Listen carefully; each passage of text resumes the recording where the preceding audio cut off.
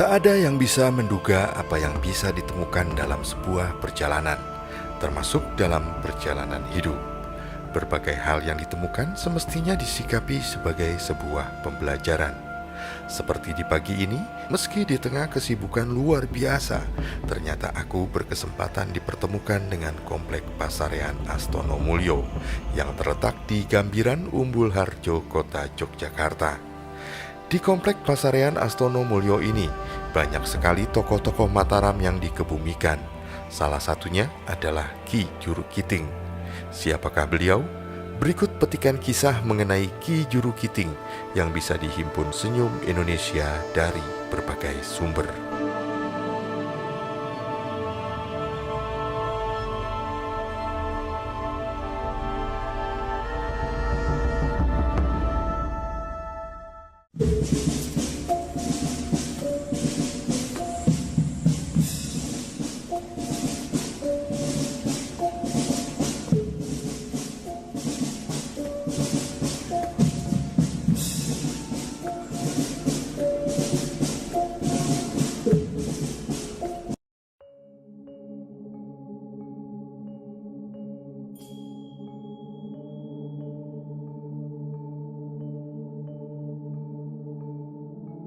Ketika usia Raja Pamekasan yaitu Prabu Ronggo Sukowati sudah lanjut, dan hal tersebut membuatnya tidak mungkin lagi memimpin Keraton Pamekasan Madura, maka mahkota kerajaan Pamekasan diserahkan kepada anak dari selirnya, yaitu Pangeran Purboyo. Meskipun pada saat itu telah ditentukan putra mahkota lainnya, yaitu Pangeran Jimat, namun Pangeran Jimat belum cukup umur untuk dinobatkan menjadi raja. Beberapa tahun sebelum Pamekasan berganti kepemimpinan, tepatnya pada tahun 1613, Sultan Agung bertahta di Keraton Mataram.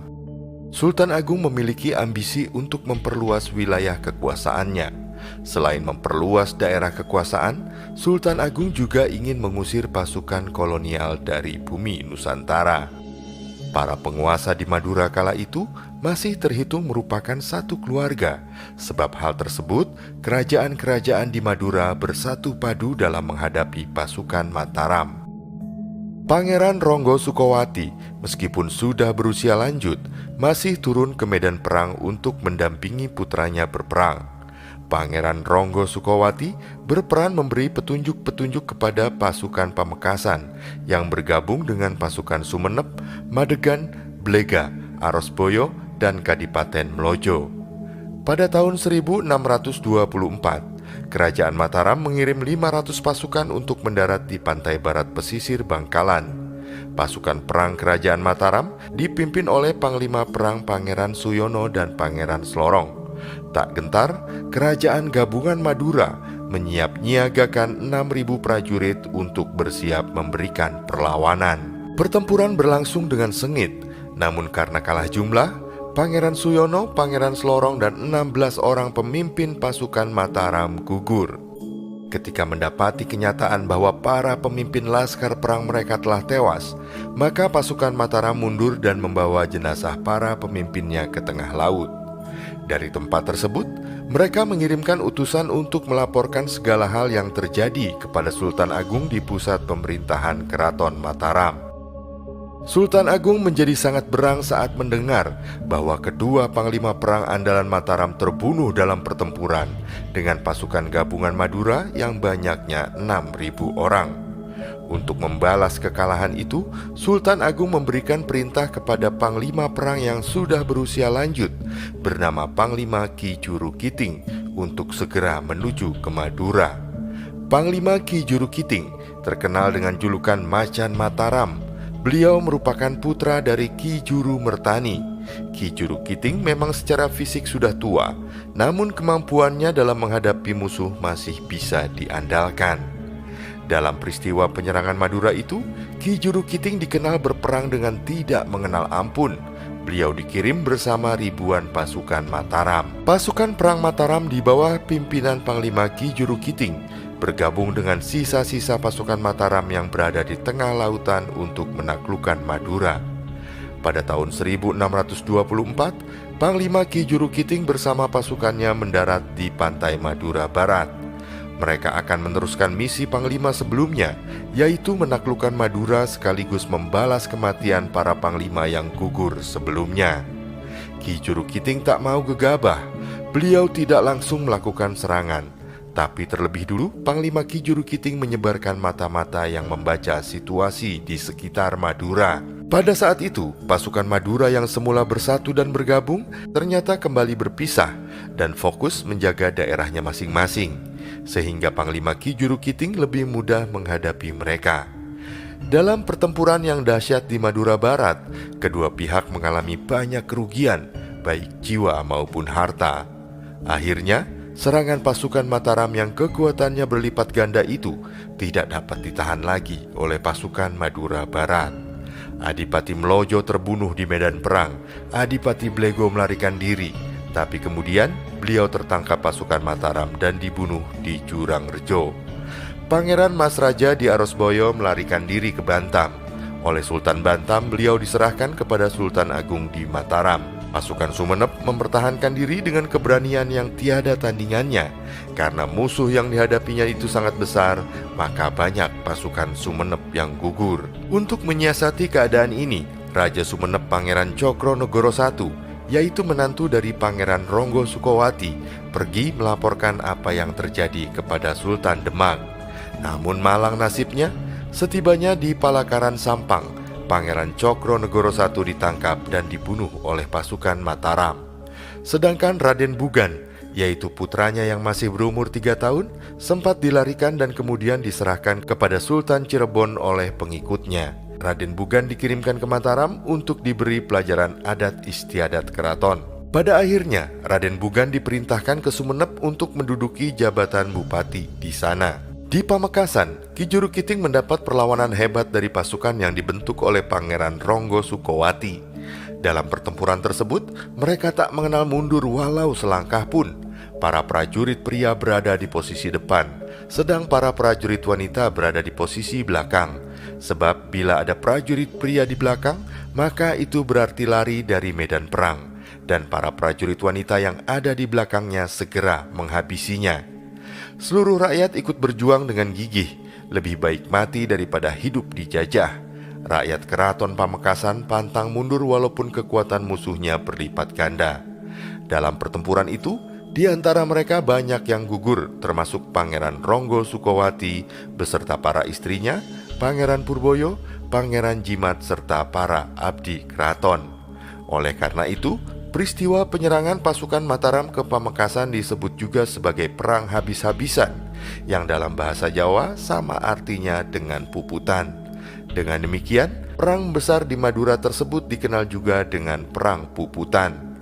Satu-satunya keturunan Raja Madura yang masih hidup selain Raden Bugan adalah Raden Praseso yang masih di bawah umur. Raden Praseso menjadi penguasa kerajaan Madura pada waktu itu. Semua penguasa Madura gugur karena serangan dari kerajaan Mataram. Raden Praseso dibawa dan diserahkan oleh Panglima Ki Jurukiting kepada Sultan Agung di Mataram. Beliau kemudian diambil sebagai anak angkat, kemudian setelah dewasa dijadikan menantunya. Perkawinan Raden Praseso dengan putri dari Sultan Agung tidak berjalan lama, karena istrinya meninggal dalam usia muda sebelum memiliki anak. Raden Praseso pada akhirnya diangkat Sultan Agung menjadi Raja Madura dengan gelar Pangeran Cokroningrat I. Beliau berhak mengangkat para bupati di seluruh Madura dengan persetujuan dari Sultan Agung. Salah satu di antaranya adalah Pangeran Megatsari, menantu dari Pangeran Cokroningrat I yang menjadi Bupati Pamekasan. Pangeran Megatsari menempati keraton Mandiraras yang dibangun oleh Pangeran Ronggo Sukowati pada tahun 1530.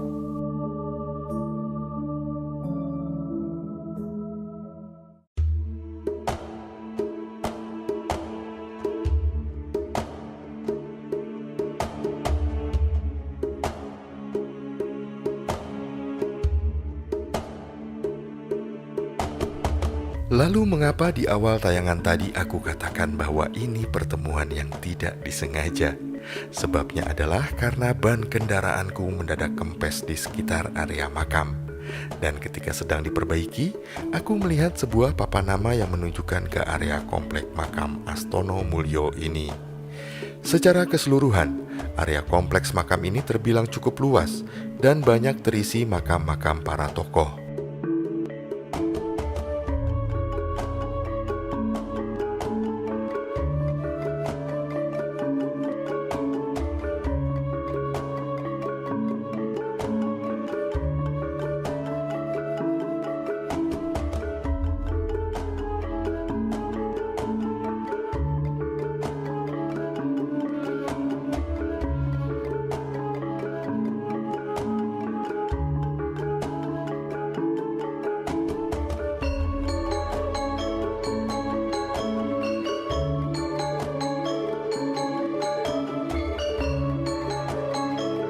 Dan lalu aku diantar oleh seorang ibu tua bernama Mbah Murdi. Mbah Murdi menceritakan jika beliau menjaga area makam setelah suaminya yang bertugas sebagai juru kunci meninggal. Mengenai kisah dan siapa saja yang berada di lokasi ini, Mbah Murdi tidak begitu memahaminya.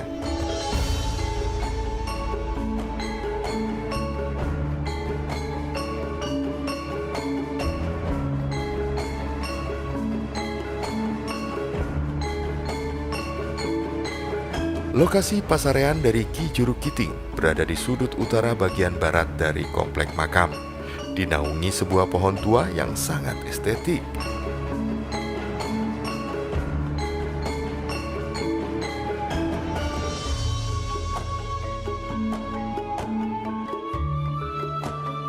Area sekitar pasarean beliau beberapa waktu lalu dikelilingi oleh pagar besi dan dikunci. Namun maaf, aku tak bisa mengambil gambar dari dekat karena ada himbauan untuk tidak mengambil gambar di area pasarean. Aku hanya bisa mengambil dari jarak yang cukup jauh atas izin dari Mbah Murdi. Selintas kemudian, aku pun segera berdiam diri, menghaturkan hormat dan berharap segala kebaikan tercurah kepada Ki Juru Kiting dan keluarganya serta seluruh pengikutnya.